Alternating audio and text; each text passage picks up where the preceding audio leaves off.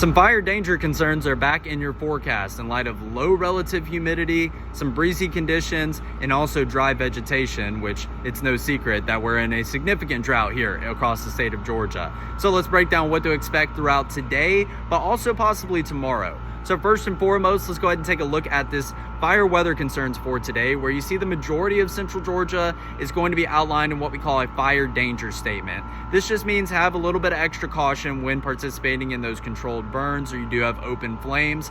However, the red flag warning, that's a step above the fire danger statement. That means controlled burning of any kind is going to be highly discouraged, and I would go ahead and treat that as a bit of a burn ban, if you will, because we are going to have some windier conditions farther down to the south, and also we are just going to have a very dry environment all over central Georgia.